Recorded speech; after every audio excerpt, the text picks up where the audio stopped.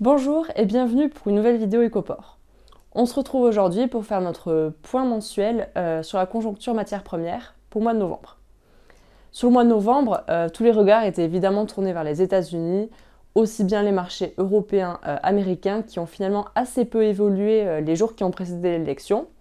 Sur cette première semaine de novembre, donc juste avant l'élection, l'activité à l'export américaine est restée très dynamique, notamment vers le Mexique et vers la Chine.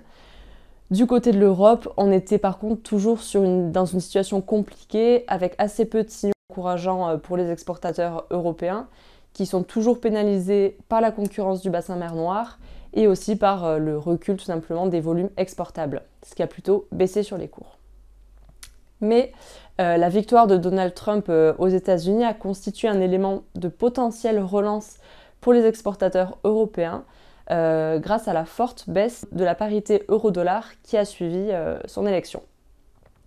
En effet, cette élection a donné lieu à un renforcement significatif du dollar, rendant les origines européennes plus compétitives par rapport aux produits américains sur la scène internationale. Habituellement, ce gain de compétitivité à l'export stimule la demande et a donc pour conséquence la hausse des prix pour ces produits. C'est pourtant pas ce qu'on a pu observer sur le marché européen, où les cotations des céréales ont en moyenne reculé par rapport au mois dernier, alors qu'on aurait pu s'attendre à ce qu'elles repartent plutôt à la hausse.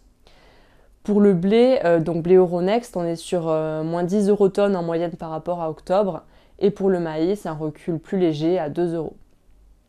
Pourquoi ?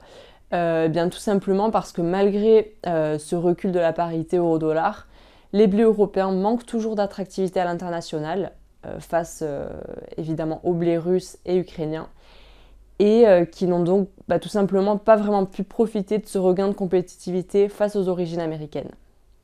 Le maïs en Europe a lui aussi reculé, surtout sous l'effet de la pression des récoltes en cours. Si on regarde ce qui se passe sur le marché français, eh bien pour le blé, on était en moyenne 216 € sur le mois de novembre, et pour le maïs à 207 € ce qui correspond à des baisses respectives de 3 et 6 € par rapport à octobre. Sur le marché américain, le blé s'est replié, en toute logique, compte tenu des éléments que j'ai évoqués précédemment.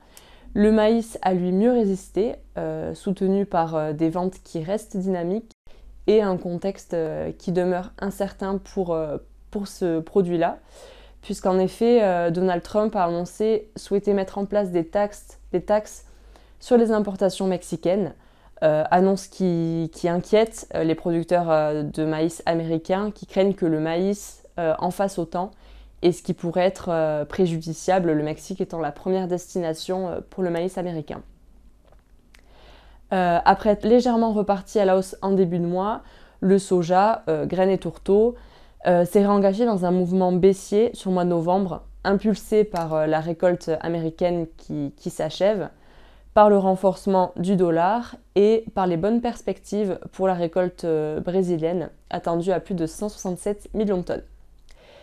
Cette baisse a néanmoins été contenue par des ventes à l'export qui sont très dynamiques aux États-Unis, avec la Chine qui est bien présente à l'achat et qui tente certainement d'une certaine façon de sécuriser ses approvisionnements avant l'investiture de Donald Trump, face aux incertitudes sur la politique commerciale qui sera menée dès 2025.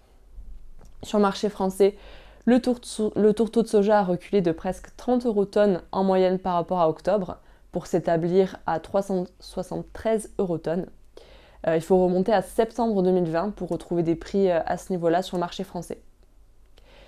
Sur les 2 premières semaines de novembre, le colza a progressé, le tourteau de colza a progressé face à des stocks d'huile de palme en retrait et devant les possibles restrictions futures sur les importations d'huile chinoise qui sont utilisées par le secteur des biocarburants américains.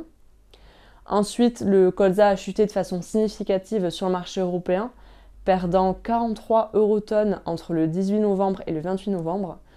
En cause, la proposition de Donald Trump, toujours pour mettre en place des taxes à l'import sur les produits canadiens, ce qui a pesé sur le marché canadien du canola et donc sur le marché du colza.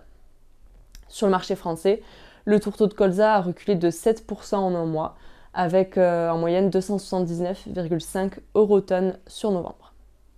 L'avenir est plus qu'incertain pour le secteur de l'éthanol et du biodiesel américain, avec la nomination de l'ancien parlementaire anti-biocarburant Lee Zeldin à la tête de l'Agence de protection de l'environnement américaine. Voilà, c'était notre dernier point conjoncture de l'année pour la partie matières premières. On se retrouve donc en 2025. En attendant, je vous souhaite de très belles fêtes de fin d'année. Et dans une semaine, vous pouvez retrouver Elisa Husson pour la conjoncture du marché du porc.